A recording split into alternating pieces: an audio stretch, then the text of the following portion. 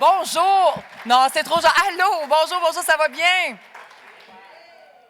Alors, bonjour. Hey, je reconnais plein de gens. Allô, vous allez. Ah, mon Dieu! Bon, écoutez, quel bonheur d'être avec vous. Merci pour l'invitation. On m'a dit, Magali, viens parler un peu de ce qui s'est passé au Québec, la négociation, le front commun avec le gouvernement de François Legault. Alors, écoutez, je suis contente que vous soyez avec nous pour les 3 prochaines heures. Oh non, c'est pas vrai, j'ai comme 5 minutes. Ça a été tout un exercice. Tout d'abord, vous dire qu'un front commun au Québec qui a survécu jusqu'à la fin, on n'avait pas vécu ça depuis 1972. Ça a pris 50 ans aux syndicats pour être capable de se joindre ensemble et de travailler pour faire face à un gouvernement difficile, à un gouvernement qui, de toute évidence, ne croit pas en des services publics de qualité, qui n'était pas capable de respecter ces travailleurs et travailleuses. Je vous rappelle qu'on a débuté cette négociation-là avec une offre patronale de 9 pour les 5 prochaines années. Vous savez tous ici l'inflation, à quoi ça ressemblait. Alors, ça a été tout un exercice. Ce qu'on doit retenir de ça, c'est que 3 grandes centrales, un syndicat, donc la CSN, la CSQ, la PTS et la FTQ, a décidé de joindre ses forces et de dire ensemble, on va être plus puissants. Et c'est ce qui a fait, je crois, qu'on a été capable d'aller chercher un contrat de travail décent. Est-ce qu'il est parfait? La réponse, c'est non. Mais est-ce que ça a été décent? Oui, ça a été décent. Et la beauté, c'est que tous les syndicats qui étaient en négociation et on était tous en même temps, dans le fond. Quand on pense à tous les syndicats qui ont des membres, soit au niveau de la santé, des services sociaux ou de l'éducation au Québec, on avait tous des conventions collectives qui étaient échues. On a tous été capables d'aller chercher des mandats et ça nous a donné tout un rapport de force. Et ça m'amène à vous parler de la suite des choses. On est fiers de ce qui s'est passé. On va en parler dans quelques minutes avec notre panel. Mais ce que ça nous dit, c'est que dans des moments difficiles, dans des moments critiques, on doit mettre nos forces ensemble. Les progressistes, on doit travailler ensemble. Siobhan vous a parlé il y a quelques minutes d'un gars qui s'appelle Pierre Poilievre. Oui, vous avez raison de huer, mais ici, je n'ai pas besoin de vous convaincre. On le sait qu'il est dangereux. On le sait que c'est la plus grande menace qu'on nous aurons connue, probablement la classe moyenne et moins bien nantie au pays dans les 100 dernières années. Mais là, il faut travailler ensemble. Ce qu'on a fait au Québec avec un front commun, avec les partenaires syndicaux, il faut absolument travailler de la même façon pour la suite des choses.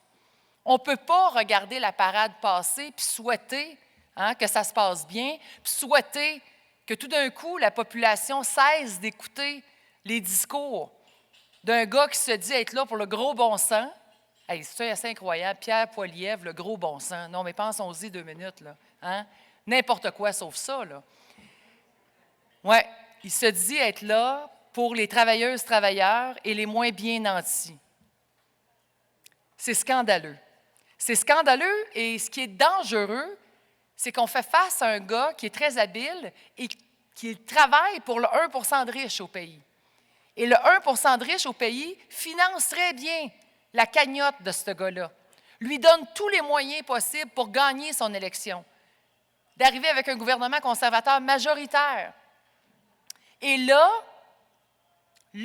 on va connaître le vrai visage de Pierre Poilievre. Et là, il va être trop tard. Donc, c'est maintenant qu'on doit en parler.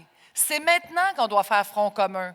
Oui, quand c'est le temps de négocier contre un gouvernement difficile, mais aussi quand c'est le temps de battre aux élections un candidat qui est là pour défaire tout ce que nos prédécesseurs ont été capables de gagner dans les 40 dernières années. Ce sont les syndicats qui ont créé une classe moyenne. La justice, l'équité économique, la diversité, ce n'est pas tombé du ciel, ça vient de lutte. Lutte pour atteindre cette égalité-là. Et là, notre monde, nos membres, et je vous le dis, là, pas juste à la FTQ, dans tous les syndicats, écoute ce gars-là qui a un discours extrêmement articulé, très vendeur, il fait écoutez, je ne sais pas si vous suivez un peu les médias sociaux, mais il fait des vidéos qu'il transforme en quelques phrases, quelques mots. Il change son habillement parce qu'il cible des groupes, surtout des hommes. Alors vous, messieurs, je ne sais pas, là, mais il semblerait que vous êtes plus facile à être influencé. Oui, oui, oui, oui. Alors là, je ne sais pas si je devrais me changer et essayer de vous approcher d'une autre façon pour vous convaincre de ne pas rester silencieux. C'est ça le message aujourd'hui. C'est difficile. On a toujours dit, quand on ne veut pas de chicane, hein, on ne parle pas de hockey, puis on ne parle pas de religion, puis on ne parle pas d'élection dans une famille. Mais là, il va falloir qu'on en parle. Il va falloir parler à notre monde. Puis en même temps, de ne pas leur dire que parce qu'ils soutiennent ce gars-là, c'est parce qu'ils ne sont pas intelligents ou ils ne sont pas assez progressistes ou parce qu'ils ont manqué quelque chose. Non. Leur dire qu'on comprend parce qu'ils sont partout, parce qu'ils ont acheté tout ce qui existe comme médias, mais de leur dire des effets du passé, des projets de loi qui n'ont pas été adoptés parce qu'on a réussi à les mettre à la porte en 2015, le Parti conservateur, mais des projets de loi comme C-377, C-525, je pourrais continuer comme ça, ad vitam aeternam, la formule RAN. Là, vous allez dire, bien oui, Magali, toi, tu parles pour les syndicats, vous ne voulez pas perdre votre cotisation. Magali va survivre. Moi, je peux être à la retraite demain. Mais mes enfants, la génération future, la journée où on perd l'équilibre dans les relations de travail, la journée où on revient aux années 40, où il y a les patrons puis il y a les travailleurs, bien, c'est la fin de la classe moyenne.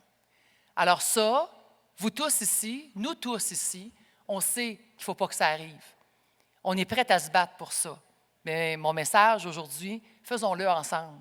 La cause qui est devant nous, la mission, l'objectif, est plus grand que le nom qu'on porte.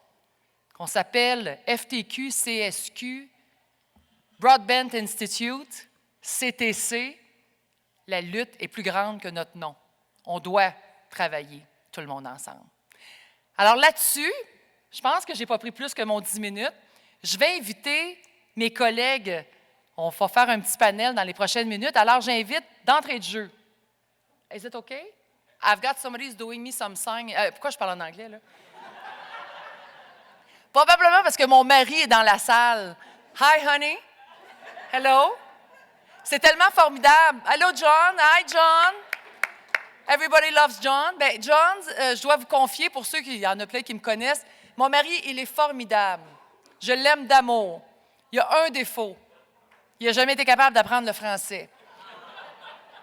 Est-ce que je peux vous dire à quel point c'est formidable de parler dans ma langue en sachant que mon mari comprend? C'est le bonheur. Le bonheur. Alors, les interprètes, si vous n'avez rien à faire, en fin de semaine, on est ensemble. Je vous invite chez nous. Alors, blague à part, est-ce que ça va, Francis? Alors, j'invite notre facilitateur, celui qui va présider le panel, Francis, à se joindre à nous. Ensuite, la présidente de la FIC, notre amie Julie Bouchard. Ensuite, le président du SPGQ, Guillaume Bouvrette. Le dernier et non le moindre, mon ami Éric Gingras, président de la CSQ.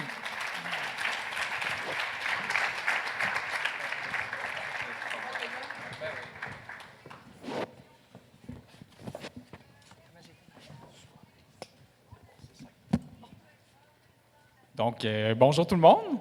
On va ouvrir le panel en laissant un peu tout le monde se présenter. Moi d'abord, très rapidement, je suis un journaliste qui travaille pour un média progressiste principalement et aussi comme indépendant. Je fais ma bosse beaucoup à parler d'environnement, mais aussi d'enjeux syndicaux, puis c'est ça. Donc, c'est pas moi, de toute façon, c'est pas moi qui est là pour faire le show aujourd'hui. Je vais laisser Julie Bouchard se présenter en premier. Donc, merci. Alors, bonjour tout le monde. Je m'appelle Julie Bouchard. Je suis la présidente de la FIC. La FIC, c'est la Fédération interprofessionnelle de la santé du Québec. Alors, on représente au total 80 000 professionnels en soins. Qu'est-ce que des professionnels en soins? Alors, pour nous, c'est 4 grands titres d'emploi. Alors, infirmière auxiliaire, inhalothérapeute et perfusionniste clinique.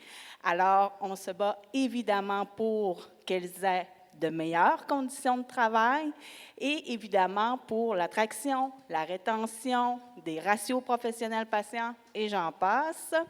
Maintenant, nous, on représente 90 de femmes. Alors, même nos textes à la FIC sont écrits au féminin. Alors, il n'y a pas de il, c'est elle, et tout se termine en féminité. Alors, voilà. Je vais maintenant passer la parole à Guillaume. Alors, bonjour tout le monde, ça fait plaisir d'être avec vous. Je suis Guillaume Bouvrette, président du syndicat de professionnels du gouvernement du Québec. Peut-être moins connu que d'autres ici qui ont fait les médias au courant de l'automne. Le syndicat de professionnels du gouvernement représente environ 35 000 spécialistes, d'abord à l'emploi du gouvernement du Québec, donc dans tous les ministères et organismes, mais aussi dans plusieurs sociétés d'État, dont l'Agence du revenu du Québec, mais aussi d'autres organismes comme l'Autorité des marchés financiers, des musées nationaux, l'Auto-Québec. C'est assez varié. Le syndicat de professionnels ne représente pas de gens en soins, mais plutôt des personnels, je vais dire, c'est des classes d'emploi très hétérogènes, très éclatées, donc du personnel administratif de haut niveau, mais aussi des scientifiques. Je vous donne comme exemple cette semaine où, dans les derniers mois, on fait beaucoup les manchettes avec tout le dossier Nordvolt au Québec, mais les biologistes au ministère de l'Environnement sont représentés chez nous. Des agronomes, des ingénieurs forestiers, des médecins vétérinaires sont quelques-unes des classes d'emploi qu'on représente, mais il y en a plein d'autres. Le SPJQ est majoritairement un syndicat féminin depuis quelques années. C'est à peu près 60% de femmes aujourd'hui. Ce qui est dramatique derrière tout ça, c'est qu'on a vu le pouvoir d'achat des professionnels de l'État québécois diminuer à mesure que les emplois se sont féminisés. Alors, on est partie prenante des luttes féministes aujourd'hui plus que jamais. Bravo. Alors, très rapidement, Magali Picard, en dehors du temps que j'occupe pour faire la campagne de Pierre Poilievre, je suis également privilégiée d'être la présidente de la FTQ. La FTQ au Québec représente plus de 600 000 travailleuses et travailleurs. 80 des membres que l'on représente à la FTQ proviennent du secteur privé et 2 tiers sont des hommes, le tiers sont des femmes. Ce qui ne nous empêche pas, les femmes de la FTQ, d'être de grandes féministes. Alors, à mon tour, donc Éric Gingras, président de la Centrale des syndicats du Québec, la CSQ. La CSQ, une organisation qui représente autour de 225 000 membres, mais avec aussi, là, je dirais, pour le secteur public, 140 000 membres. Donc, c'est de ceux-là, notamment, qu'on va parler aujourd'hui. Des fédérations qui vont de la petite enfance à l'enseignement supérieur, en passant par la santé aussi, communautaire, différents secteurs, comme j'ai dit, privé, public, mais davantage au public, et aussi avec un socle important, on ne se le cachera pas, en éducation, personnel de soutien, professionnel, enseignantes, enseignants. C'est un peu ça, la centrale. Moi, de mon côté, oui, président, mais enseignant au primaire, et pour une organisation qui représente plus de 80 de femmes, issues d'un milieu où même mon militantisme avec des femmes, avec des leaders syndicales femmes, et c'est cette bataille-là qu'on a fait ensemble au Québec, parce que vous le savez comme moi, les services publics, c'est aussi beaucoup de femmes qui ont besoin d'avoir la parole dans l'espace public, puis c'est ce qu'on a fait, puis c'est ce dont on va discuter aujourd'hui. Merci encore de l'invitation.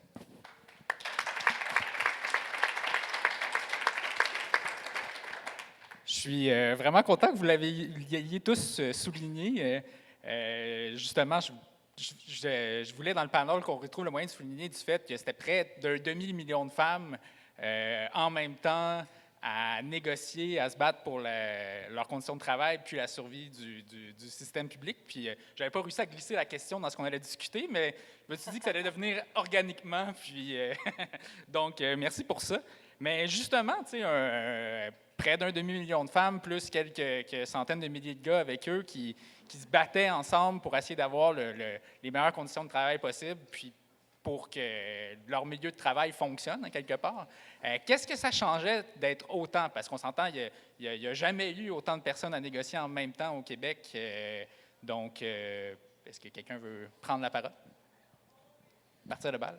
Je vais ouvrir, je vais briser, je vais casser la glace pour les collègues.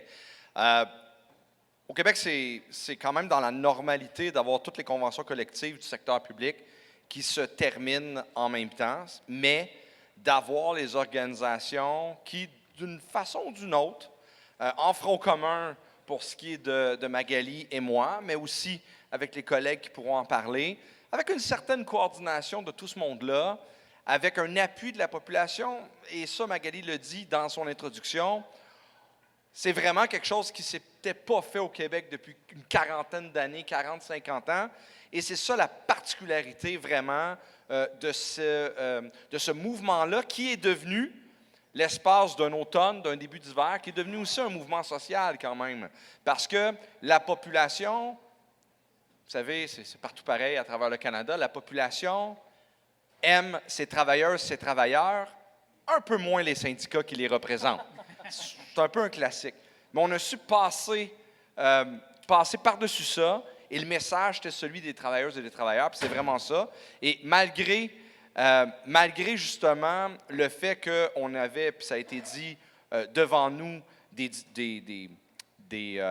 un gouvernement, mais aussi des obstacles importants, d'avoir su se coordonner et d'arriver quand même en même temps vers ce mouvement-là. Il y a quand même quelque chose d'important. Je vais laisser mes collègues continuer, mais je pense que c'est comme ça qu'il faut le voir, c'est d'être capable d'avoir été, c'est ce qu'on a été, là, des porte-paroles des travailleuses et des travailleurs. Je peux me lancer aussi. Bien, comme Éric l'a mentionné, c'est historique le mouvement qu'il y a eu parce qu'effectivement, voir 500 000 travailleuses et travailleurs au Québec dans la rue, pas tout en même temps, évidemment, mais reste que, dont une très grande majorité de femmes, c'était mémorable. Et j'espère que ces photos-là, ces images-là vont demeurer à tout jamais dans l'histoire du Québec. Maintenant, toute cette mobilisation-là a eu pour effet, selon nous, de faire perdre un peu, beaucoup, la très bonne image que le gouvernement de la CAQ avait au Québec. Alors, avant que toute cette belle solidarité-là s'installe, lorsque le bon Dieu allait se coucher, la CAQ se levait. C'est comme ça que ça fonctionnait au Québec. Alors maintenant, on voit, on a vu à partir de ce moment-là des erreurs par-dessus erreurs du gouvernement, que ce soit au niveau médiatique, au niveau de la prise de parole, au niveau des décisions. Un troisième lien qui est parti, qui revient. Donc, il y a plein de choses comme ça qui sont arrivées, ce qui nous ont réellement aidés à aller chercher aussi cet appui-là au niveau de la population. Et il n'y a personne qui peut rester indifférent au fait de vouloir aller créer cette attraction et cette rétention-là qui est tellement importante dans nos services publics, que ce soit au niveau de la santé ou encore de l'éducation, pour pouvoir être fiers de dire que pour nous, au Québec, peu importe le statut social, tout le monde a accès à des soins de santé universels et la même chose au niveau de l'éducation. Alors, ce combat-là doit demeurer, et même si tout ça a été fait de manière historique, de manière intéressante, de toutes les manières impossibles, reste que, malheureusement, ça demeure quand même fragile. On ne sera jamais les sauveurs du réseau de la santé, du réseau de l'éducation. Par contre, nous resterons toujours des personnes qui sont très influentes dans nos prises de parole, dans les gestes que l'on peut poser avec nos membres, avec nos collègues syndicaux. En intersyndical, entre autres, on voit qu'on peut faire une bonne différence. Cette semaine, on était toutes et tous assis alentour d'une table et on s'est dit, si le gouvernement le savait, oh! Il y en a quelques-uns qui shakeraient un petit peu, mais bref, voilà. Donc, l'automne a été chaud, l'hiver, pas beaucoup de neige, mais le combat demeure quand même et on doit encore une fois se serrer les coudes pour pouvoir passer au travail. Ah, merci, Julie. C'est la première fois qu'on se retrouve sur un panel ensemble, puis je me reconnais beaucoup dans le discours que tu apportes. Éric Magali, on a échangé un petit peu plus ensemble déjà. Je vous amène deux choses comme perspective. Puis je ne l'ai pas dit d'entrée de jeu, mais le SPJQ que je représente est un syndicat d'abord et principalement de la fonction publique, et donc à l'emploi du gouvernement. On parle beaucoup des réseaux de la santé et de l'éducation à juste titre, mais il y a un troisième pilier qui est souvent dans l'ombre, mais qui s'assure de faire fonctionner la machine derrière et qui est souvent oublié. Puis je le précise parce que nos collègues au Front commun ont des ententes de principe, des conventions entérinées. À la FIC, on vote présentement sur une entente de principe. Chez nous, le gouvernement ne fait pas descendre les mandats aux tables de négociation. Alors, il y a un défi supplémentaire et un défi aussi de maintenir là, la solidarité syndicale et l'opinion publique favorable au combat qu'on a mené, alors que les plus gros groupes ont déjà réglé. Une fois que j'ai dit ça, on vous parle d'unité. On s'est positionné très bien au courant de l'automne comme défenseur des services publics. Et c'est encore le cas. Dans une époque où ceux-ci sont de plus en plus menacés, il y a des enjeux de rareté de main-d'œuvre partout qui se concrétisent. Quand on réclame des meilleures conditions de travail, ce n'est pas pour travailler pour la poche de nos membres. C'est que dans les réseaux, partout, tout secteur confondu, on manque de staff. On manque de personnel. La surcharge de travail retombe sur les gens qui restent et qui portent ça à bout de bras. C'est un cycle vicieux qui, à un moment donné, devra s'arrêter. Alors, est-ce que ce sera suffisant, les coups de barre qui ont été donnés? Ça prendra du temps pour le voir, pour voir la mise en place des nouvelles conventions collectives, des clauses qui ont été négociées dans les différents secteurs, parce qu'il y a un enjeu d'organisation du travail aussi qui est super important. Il faut envoyer le message aux employés du secteur public qu'ils et surtout elles sont importantes. Bravo, Guillaume. Bien, écoutez, mes collègues ont très bien couvert les derniers mois. Ce que je me permettrais d'ajouter, c'est qu'on a débuté cette négociation-là avec un gouvernement qui a décidé de négocier sur la place publique. C'est un gouvernement qui nous a attaqués, qui a essayé de brimer la crédibilité non seulement de ses propres travailleurs, mais des syndicats et des chefs syndicaux. Il a vraiment joué, il a fait preuve vraiment de coups bas tout au long de la négociation. Finalement, ce que ça a fait, ça s'est retourné contre lui. Et ça nous a permis de nous aussi être sur la place publique, mais de parler des vrais enjeux. Ça nous a permis de démontrer non seulement à nos membres, mais à la population en général, l'importance des services publics. Et c'est ce qui a fait en sorte, la question c'est, qu'est-ce que ça a changé d'être autant de monde ensemble? Bien, ça a fait en sorte qu'on a été capable d'avoir un rassemblement à l'automne dernier où il y a eu plus de 100 000 personnes qui se sont joints à nous. Et quand on parlait aux personnes qui marchaient dans la rue, oui, il y avait de nos membres, mais il y avait surtout des travailleurs et travailleuses qui n'ont rien à voir avec les services publics qui nous disaient « Moi, je suis ici parce que je connais le travail de l'infirmière qui a pris soin de mon père, des parents qui disaient « Moi, je sais comment, à l'école, mes enfants ont besoin de services, puis on est tellement chanceux, puis c'est important, cette bataille-là. » Ça a amené un éveil dans la population. Et ça, là, oui, c'est fragile, mais Julie l'a dit, ça nous a permis de parler des vraies affaires, des programmes publics, des services publics, des programmes sociaux. Et là, la population s'est sentie interpellée et elle est curieuse aujourd'hui de savoir c'est quoi les prochaines étapes. Et ce que ça a fait, et c'est pour ça que j'ai fait un parallèle d'entrée de jeu avec les élections fédérales, bien, Julie l'a couvert. On est parti d'un gouvernement extrêmement puissant qu'on pensait impossible de déloger à un gouvernement qui en arrache présentement, un gouvernement qui a perdu beaucoup de plumes dans les sondages et qui, là, semble, il dit lui-même, avoir perdu sa boussole. C'est pas qu'on se réjouit de voir des gouvernements perdre le contrôle, mais on s'en réjouit quand ces gouvernements-là ne sont pas là pour répondre aux besoins de la population. Et lorsqu'ils sont là que pour les entreprises. Alors, c'est ça que ça a fait. Et c'est pour ça que, pour moi, c'est un message d'espoir, parce que là, on voit des chiffres, on voit des sondages qui nous font peur, mais c'est maintenant le temps de travailler ensemble pour arriver aux mêmes fins et de ramener la population à cet éveil-là pour être capable de faire le bon choix lors des prochaines élections.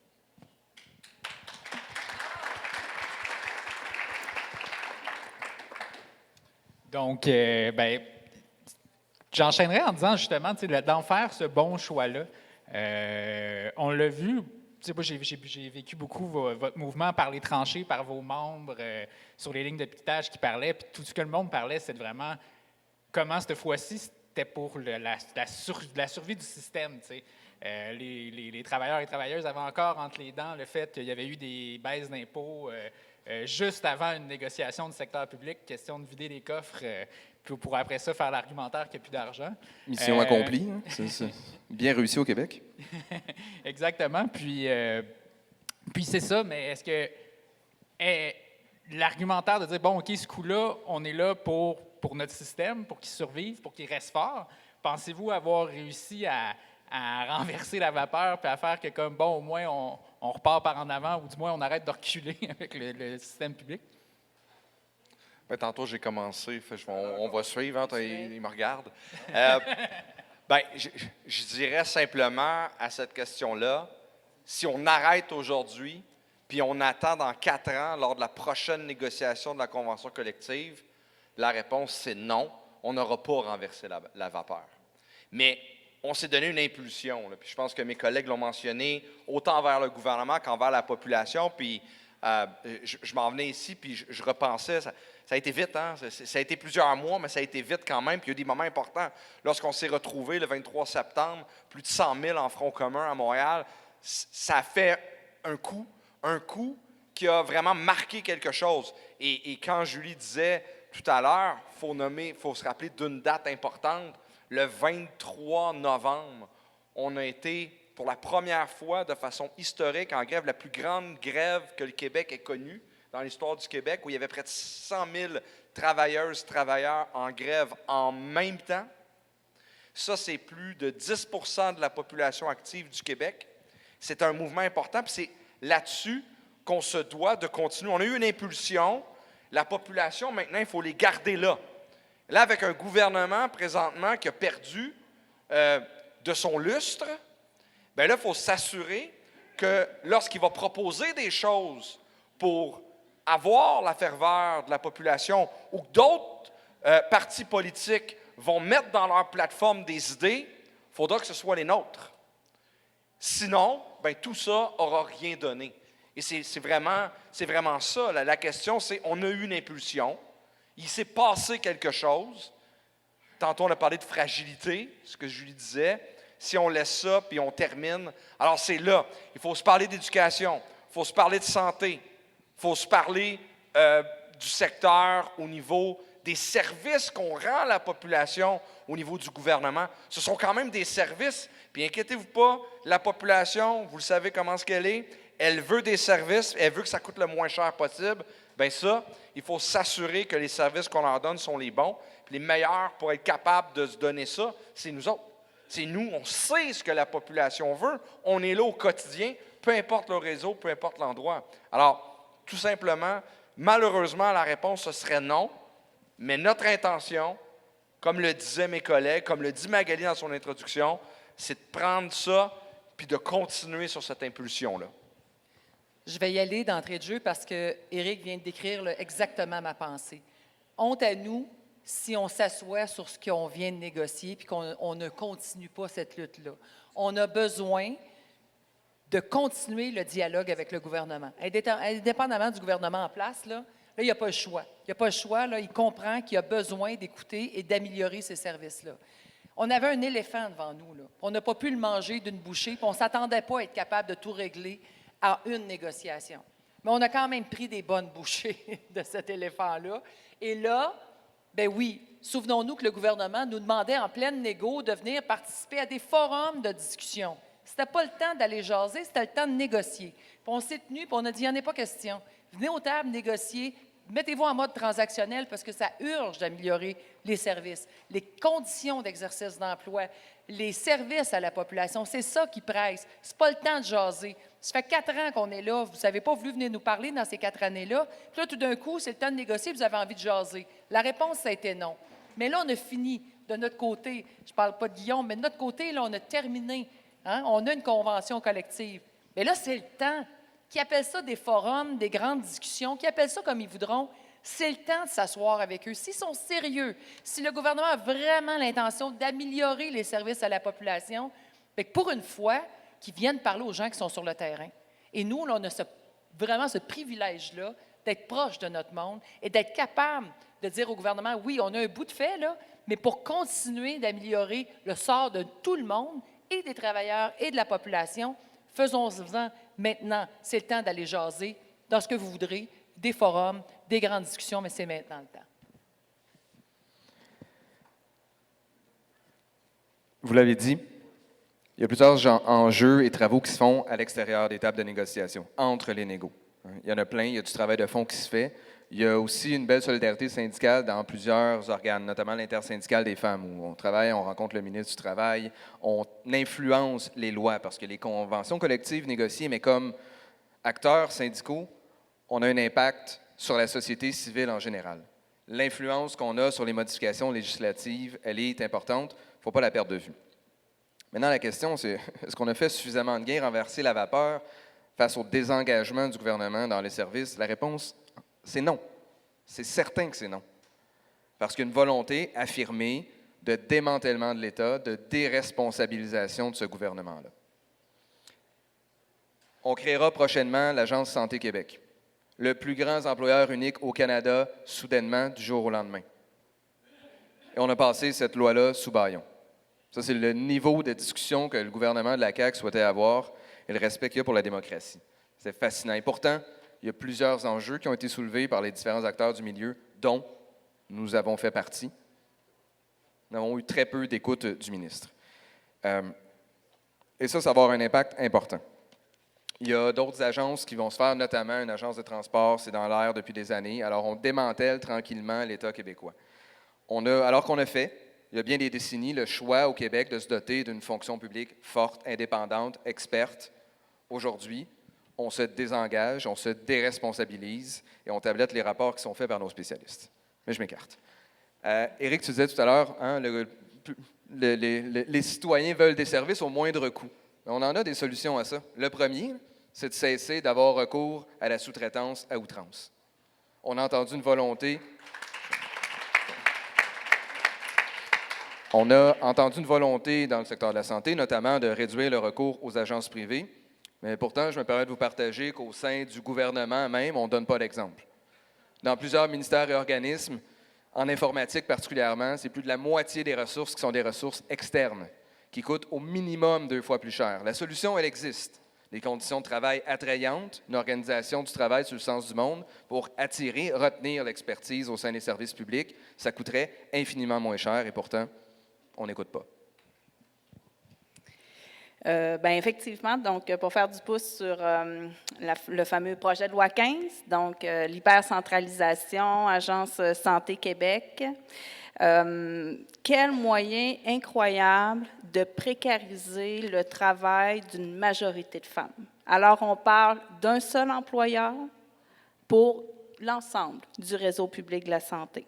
Alors, ce que ça veut dire pour nous, c'est on fait accroire à la population que c'est en changeant la gouvernance complète du réseau de la santé qu'on va venir diminuer les listes d'attente opératoires au Québec. Quelle merde! Pour vrai, quelle merde! Et ce qui est le plus triste là-dedans, on le dit depuis tantôt, le gouvernement du Québec a cette facilité-là de communiquer et de faire accroire un peu n'importe quoi. Depuis quand Mme Tremblay, qui est rendue PDG, va changer le monde? Depuis quand Mme Tremblay, qui est rendue PDG dans un CIUS, va donner de meilleures conditions de travail? Ce n'est pas vrai. Alors, cessons de nommer autant de gens en haut lieu et occupons-nous de ces gens qui donnent au quotidien. Pour nous, c'est des soins de santé. Pour d'autres syndicats, ce sont au niveau de l'éducation. Préoccupons-nous d'eux pour que nos enfants, pour que nos patients puissent avoir droit à des soins de qualité et surtout sécuritaires. Un ministre au Québec égale une réforme. Donc, à chaque fois qu'on a un nouveau ministre au niveau de ou deux, à chaque fois qu'on a un nouveau ministre de la Santé, on a droit à une réforme. Et on n'a même pas le temps de terminer la réforme qui est en cours qu'on en annonce une deuxième. Puis nous, au Québec, on est tellement bons là, qu'on fait exactement ce que l'Alberta fait, sauf que l'Alberta, eux, recule. Ils ont hyper centralisé comme ça au niveau des soins de santé, et là, ils se sont rendus compte que ça n'avait pas de bon sens. Donc, ils sont en train de reculer. Mais nous, au Québec, on ne fait pas ça. Parce que nous autres, on la connaît, la solution, puis c'est vraiment ça. Donc, c'est juste pour vous démontrer à quel point, tantôt, je vous disais que la situation est extrêmement fragile et c'est encore en ce sens-là. Toutes les batailles qui ont eu lieu à l'automne sont encore à poursuivre. Il y a, oui, des conditions de travail, salaire, tout ça, mais ces conditions de soins qui sont tout aussi importantes pour nous et qui demeurent encore plus viscérales, puisque c'est comme si, en 2023-2024, on vient d'apprendre que la population vieillit. Ah ben.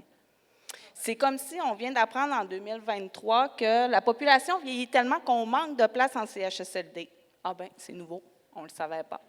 C'est comme si on vient d'apprendre en 2023 que de payer une infirmière d'agence privée à 150 $ de l'heure versus une infirmière dans le réseau de la santé publique à 45 $ de l'heure, ça n'a pas de bon sens. Ah ben, c'est nouveau. Et là, tout ça fait en sorte qu'on doit descendre dans la rue. On doit négocier encore plus fort pour avoir des meilleures conditions de travail, pour offrir des meilleurs soins. On doit donner de l'éducation à la population pour leur démontrer l'importance d'avoir un médecin de famille, l'importance de pouvoir se rendre à l'urgence sans attendre 10 heures, 12 heures, 15 heures de temps. L'importance aussi d'avoir une place sécuritaire pour mettre nos parents, nos aînés, où ils vont avoir l'accès à l'ensemble des soins. Et c'est ce que tous nos anciens ministres ont essayé de faire en mettant en place des solutions, des réformes qui ont, au final, absolument rien donné, sauf fragiliser encore plus l'ensemble du réseau public au Québec, alors que c'est ce qui est notre fierté. Et j'ose espérer, tantôt Magali vous parle beaucoup de M. Poilièvre, qui s'en vient conservateur, on va souhaiter que non, mais pour nous, ces décisions-là qui sont prises à chaque fois, qui ne sont que pour le petit nombril de chacune et chacun des ministres au Québec en voulant laisser une trace à quelque part, ne fait que de fragiliser ça, cette fierté nationale que l'on a au Québec qui doit demeurer. Et plus on va avoir des services publics qui sont forts, plus on va avoir des gens en santé, plus on va avoir des gens instruits et plus on va avoir une société fière, mais surtout qui saura se divertir et pas se divertir, mais cherche le mot. C'est quoi? S'émanciper. Voilà. Bien, merci beaucoup. Je regarde ça, la troisième question que j'avais prévue, elle a pas mal été répondue parce que vous avez dit, fait que je vais me permettre de lancer un pavé dans la mort et d'arriver avec quelque chose d'autre. Cette fois-ci, il y avait quand même la particularité du Front commun, les 4 grandes centrales qui se serrent les coudes puis qui négocient d'une seule voix. Ce qui, j'imagine, n'a pas dû toujours être facile pour les autres qui faisaient cavalier seul, d'avoir du temps aux tables de négo, d'aller tirer l'attention du gouvernement, même. Sinon, dans les cavaliers seuls, il y avait la FAE aussi qui est partie en grève générale illimitée puis qui a, disons, tiré beaucoup d'attention médiatique à tout le moins avec ça. Donc, dans cette dynamique-là, bien, pour peut-être commencer par Julie et Éric de voir comment on tirait, puis après ça, comment c'était d'être ensemble avec le Front commun. Bien, je peux y aller. Nous, premièrement, on ne faisait pas partie du Front commun, donc on est resté seuls du début jusqu'à la toute fin de la négociation. D'ailleurs, on est présentement en vote pour notre entente de principe et ça se termine demain 23h59. J'ai hâte. Bref, d'un, c'est un choix de faire partie du Front commun ou non. Pour nous, nos 80 000 professionnels en soins, la délégation a décidé de rester seul de notre côté, pas par manque de solidarité, simplement que pour nous, ce qu'on voulait, c'est seulement discuter santé et ne pas avoir à se perdre dans les différentes autres discussions. Mais tout le long de cette négociation, à aucun moment, on a eu l'impression qu'on a été mis de côté par le gouvernement pour donner plus de place au Front commun. Alors, à quelques reprises, on a discuté ensemble pour faire une mobilisation X, comme tu sais, prévoir au niveau de la grève. Il y a eu des gens qui ont discuté. Mais sinon, on n'a jamais eu cette animosité-là, comme certaines personnes peuvent le penser. Au contraire, quand c'est le temps de faire front commun dans certains dossiers, au niveau de la CNSST, au niveau justement de se souder ensemble contre la nouvelle réforme du réseau de la santé, eh bien, on le fait et on le fait avec fierté, tout en respectant nos enjeux particuliers que l'on a tout et chacun, et en jamais, justement, taper sur le temps que le Front commun a fait leur vote. Ça a duré 4 semaines. On les a laissés aller. Jamais on a mis des bâtons dans les roues, donc aller sur la place publique de dire leur entente de principe, c'est n'importe quoi, c'est pas bon. Jamais on a fait ça et jamais on ne le ferait non plus par respect pour nos collègues, parce qu'au final, on est quoi? On est tous des leaders syndicaux, et ce qu'on veut, bien, c'est le mieux pour les membres que l'on représente, mais aussi pour la population. Donc, pour nous, en tout cas, je pense que mes collègues peuvent le partager également. Ce n'est pas le genre de discours qu'on aime tenir. Merci. Je vais amener un son de cloche différent, mais pas tant que ça, je vous rassure.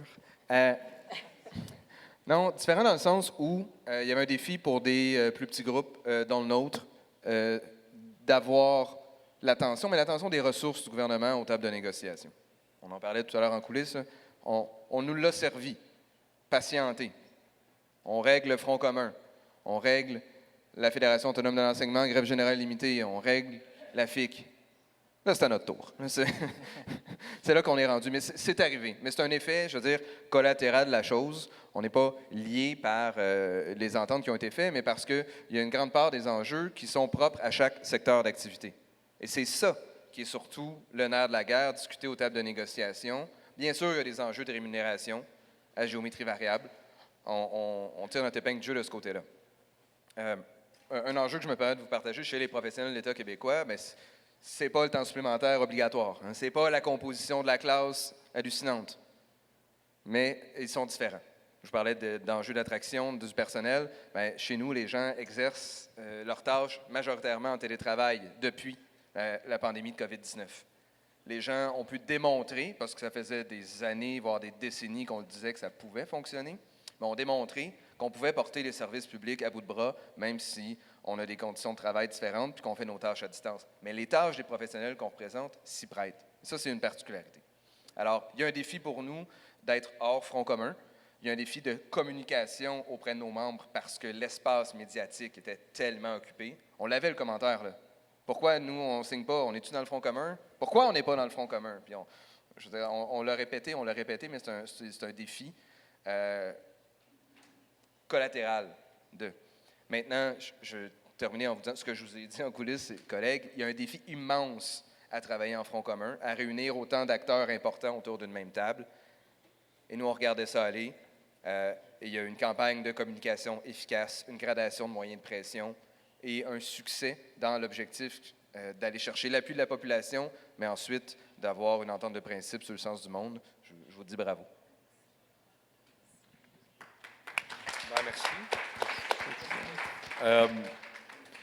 De notre point de vue, puis c'est important ce que mes deux collègues ont dit, c'est des stratégies différentes qui ont été empruntées par nos organisations, soit les collègues puis le Front commun, là, mes collègues de la CSN et de la PTS aussi, qui formaient le Front commun avec la FTQ et la CSQ.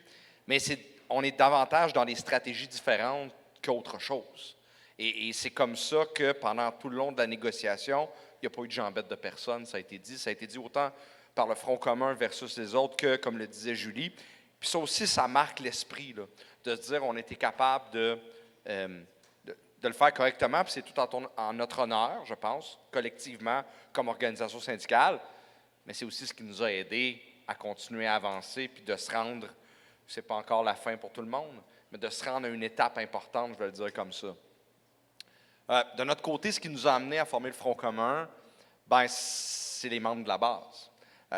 Quand je dis stratégie différente, les membres qu'on représente, puis chez nous, on a un nombre important de profs, on le sait, mais on a d'autres groupes aussi, puis en centrale, on vit souvent cette aspiration-là d'être tous ensemble et de trouver le dénominateur commun. Et quand on arrive dans le secteur public, le dénominateur commun, bien, c'est le gouvernement. L'appétit du gouvernement, l'appétit de coupure, l'appétit de projet de loi, l'appétit de faire appel au privé, bien ça, c'est transversal. Et on est arrivé à cette période-là, là, en 2023-2024, puis ça a commencé en 2022, où on a flairé un gouvernement qui disait tout haut, là, il était fort de son élection, de son élection très forte avec 90 députés sur 125. Il disait, attention, lui-même, ce n'était pas les organisations syndicales, lui-même disait, ce sera un automne chaud, attachez-vous la ceinture, je vais puiser dans ma réserve de courage. C'est le gouvernement qui disait ça. Il y a eu chaud.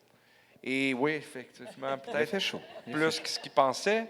Mais c'est avec ça en tête que c'est cette stratégie-là qui a été choisie, mais ce n'est pas simple. Puis on va se le dire, ce qui nous a permis, les 4 organisations, d'être du début à la fin, c'est cette volonté-là de trouver des chemins, de trouver des éléments qui nous rassemblaient.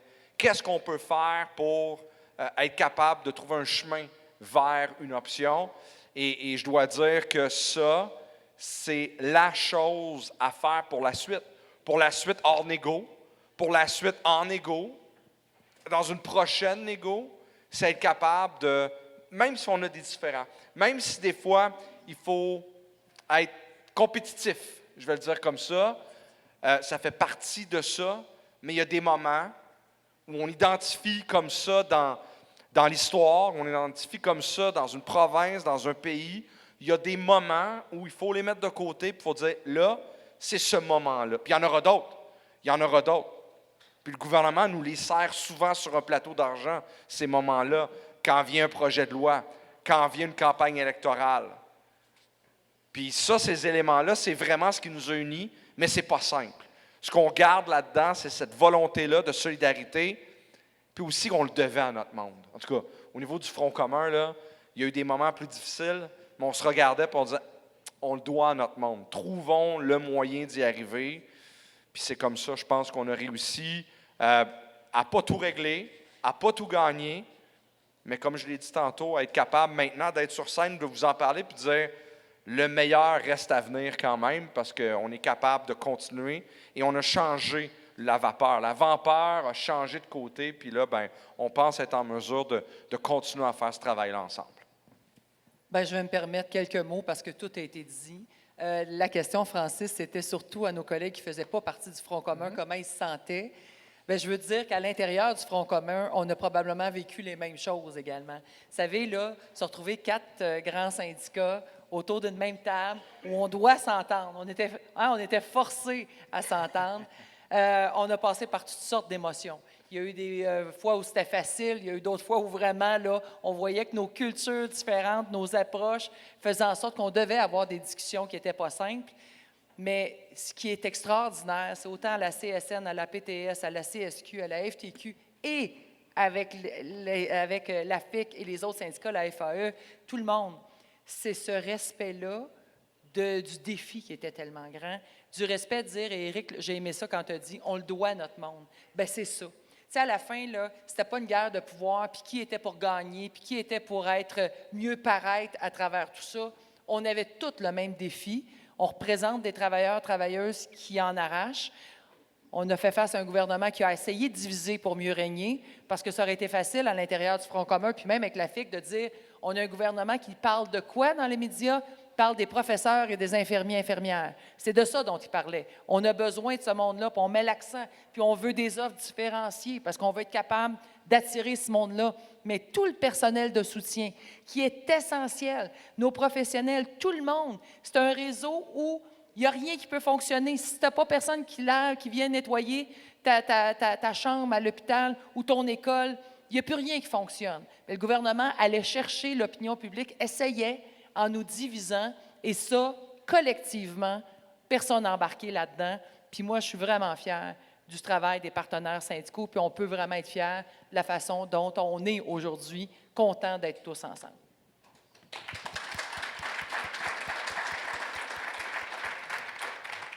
Merci beaucoup à vous 4. C'était vraiment le fun d'avoir votre point de vue aujourd'hui. Magali me disait qu'il fallait qu'elle soit dans le char à E10. Il était 2, ça se fait encore.